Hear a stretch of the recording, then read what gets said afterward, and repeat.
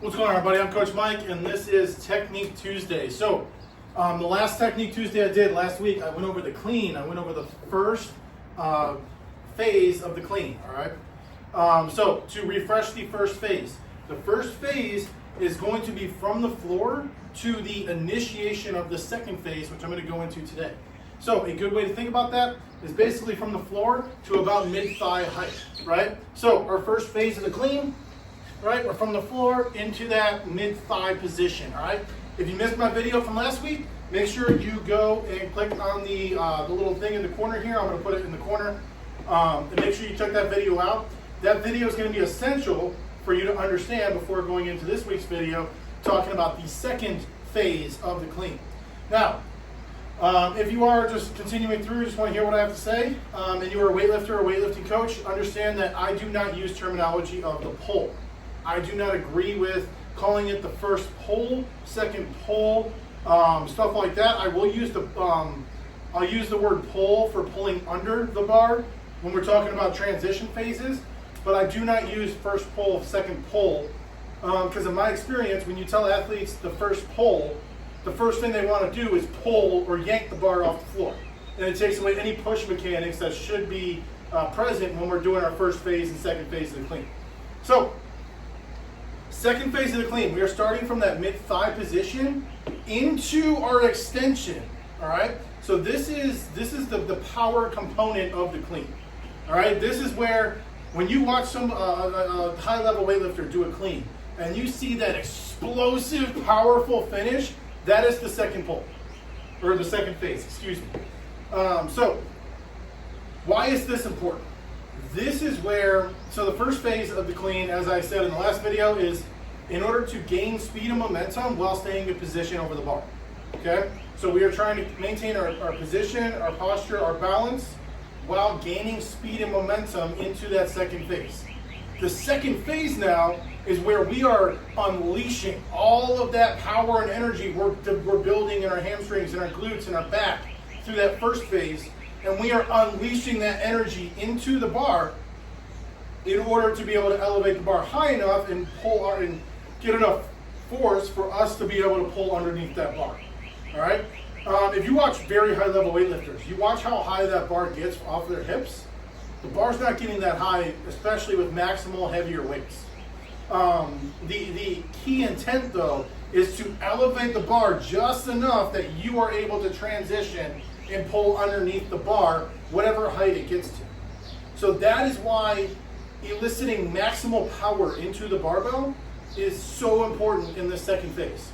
All right, so as I mentioned at the beginning, the second phase is going to be from mid-thigh into that explosive transition, right? So we're talking right about here. I'm already through my first phase, right? My shins are vertical. I have this bar about mid-thigh. I'm still slightly over the bar, but I'm starting to get my chest out of the way. All right? So from here, all we are doing is we are driving the hips into the bar. We are pulling that bar back as well. So I keep talking about don't let that bar get away. You are actively pulling this bar into your hips to maximize the torque off of that bar. So mid-thigh, I'm pulling this bar back into my hips and I'm scooping those hips in. I'm trying to jump and backflip with this barbell. Now, this point is where the bar is going to want to release. This is not when you start getting under the bar. There is still more push we need to give this bar a little more elevation. I'm going to change up the format of this a little bit because I usually go into common mistakes, cues, and corrections at the end. This is a very common mistake for new lifters or athletes new to the Olympic lifts, is they see that explosiveness that they need and then they try to sneak under the bar. They're not finishing the pull, which you'll hear a lot in the weightlifting community, but they're not, basically what that means is we're not finishing extension. We're not finishing driving our legs, extending our hips, pulling our chest back to get maximum height into that bar with our body before we elevate and drop underneath.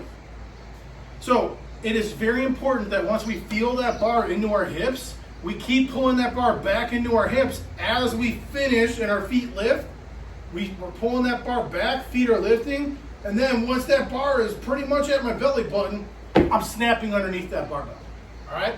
So into the hips, once you hit the hips, that's not when you start elevating and getting under the bar. That's too early. that's when you're going to start missing a lot in front, or you're just not going to have enough to get underneath because you're just not popping it up high enough. All right? So, what I'm talking about here, mid-thigh, right? I don't want to pop here and start getting under the bar, right? My feet are still flat on the ground, my knees are still not fully extended, my hips haven't hyperextended yet. All right? So what I'm looking for is mid-thigh. I'm going to into the hips. This is called the power position. And from here, I'm going to extend my hips, doing that backflip with the bar, to get my chest out of the way. I'm still going to finish scooping that bar, and now I'm up on my toes. I'm doing the Superman pull, the Archangel, as John North calls it. And this is allowing me to get that maximal height, maximal power into the bar, to be able to then pop underneath that barbell. All right? So, second phase, again, mid-thigh, into the elevation of that barbell.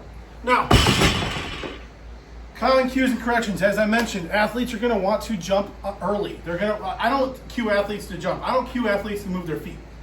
Moving your feet is a natural byproduct of the power elicited into the platform, into the barbell. A lot of times when you start telling athletes to move their feet, here's what they want to do. Donkey kick, right? They want to do that little donkey kick, or they don't know what to do with their feet. They just kind of do something. But it's not an intentional pop. It's not intentional power projection where I'm pushing so hard that now I have to pull underneath and pop those feet. So just being patient with the feet. When I started weightlifting, I was super early in my extension. I would already be on my toes before my knees are extended, my hips are extended. So I had to practice no feet cleans, no feet snatches a lot, because I had to learn how to keep flat on my feet long enough to finish my extension and then get that hyperextension onto the toes to be able to snap into position. Your body positioning is so important because, as I talked about in video 1, we're looking for that reverse S curve, right? So if I am pulling this bar straight up and I'm not out of the way, the bar has to go forward to loop around to me. Versus if I come back, now the bar can come straight up and I meet that bar where it's at. It's much easier to meet the bar where it wants to go than to force the bar into a position it's not trying to go to. The bar should ideally move roughly in a straight line for simplicity's sake. So if I start on the ground, my knees get out of the way, my hips come back, my chest gets out of the way, and that bar should be in a relative straight line.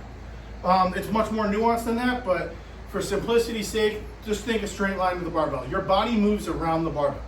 All right?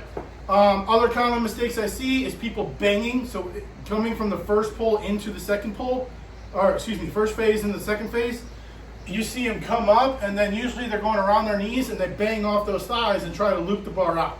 It's very common with athletes.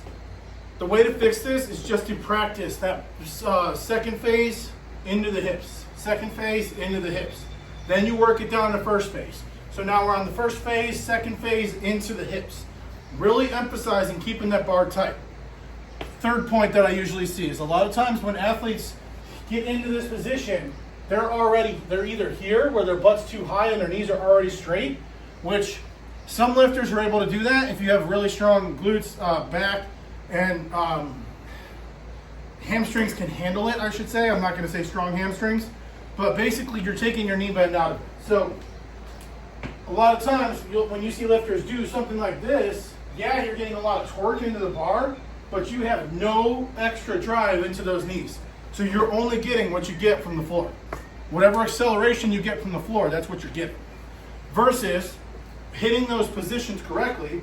So I'm hitting that first phase. Now I'm pulling that chest up, but my hips are still down into that second phase. So now I can essentially jump from that mid-thigh position underneath the bar.